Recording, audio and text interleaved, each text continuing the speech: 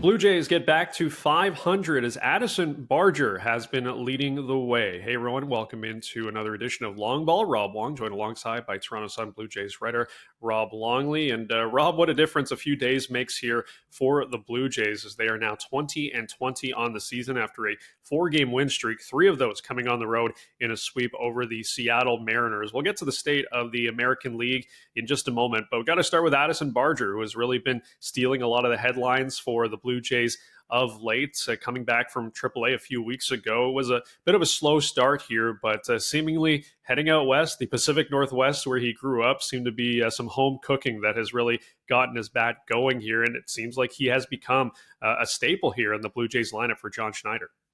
Yeah, it really was a breakout and a burst from Addison Barger. It wasn't quite like what we saw from Davis Schneider a couple years ago, but with all that magic that he had at Fenway Park. But here's where the difference is between Barger and Davis Schneider, in my opinion, is there. It seems that there's so much more upside with him, and that's why I think it's going to be very intriguing, very exciting to see what the Jays do with him over the next 3 weeks to a month or so.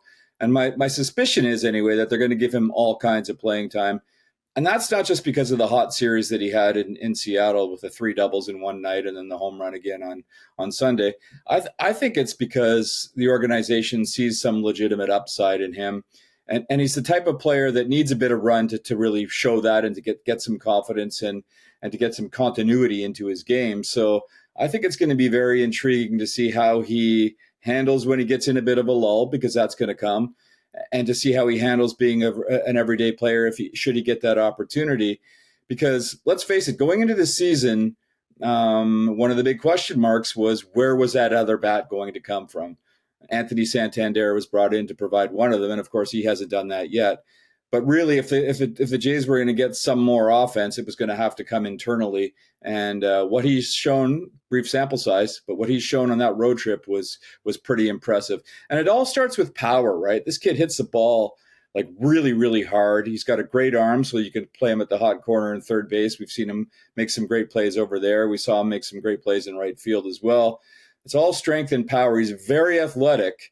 Now it seems that some of that athleticism is translating into legitimate MLB potential, and he certainly flashed that on this recent road trip.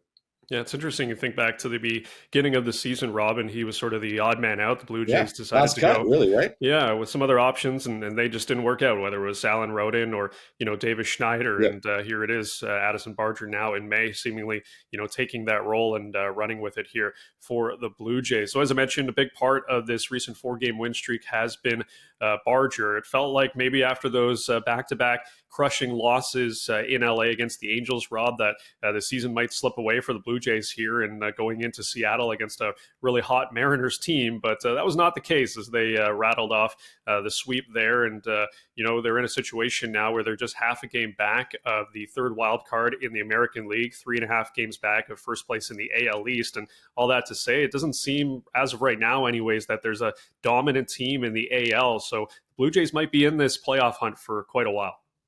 Yeah, probably the biggest positive development for the Blue Jays has been the suspect play around the American League. At this point last year, through 40 games, which is basically the quarter mark of the season, they were only 2 games worse than what they are right now, but they were 6.5 games out of a wild card spot at that point, which, while not insurmountable when you have 120 games remaining, it's a big hill to climb. As we speak today, Rob, a half game out of a wild card spot, teams ahead of them, I realize that, but right in the mix. And even the division is possible at this point. Now, having said that, there's a lot to wonder about this team. As I wrote in my column today, it's like, what are they really? Are they the team that had lost 4 games in a row before they won 4 in a row? I mean, they seem very schizophrenic in their performances, right? It's like at some point they have to develop and show some consistency. And I think if and when that happens, we're going to get an idea of what type of a team this is.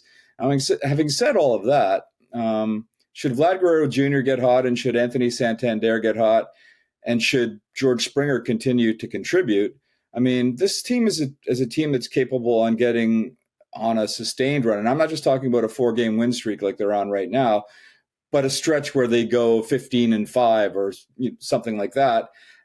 And if they get that, then all of a sudden the playoffs are going to be something that we can start talking about.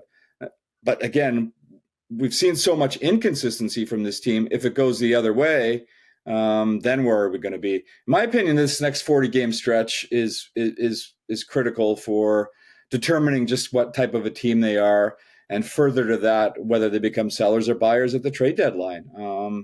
20-20 is it actually feels like they're a lot worse than 20-20 with some of the inconsistencies that we've seen. But the fact that they're right in the mix of both the division and wildcard races is a good thing, and they've got the mediocre play around the American League to thank for that at this point.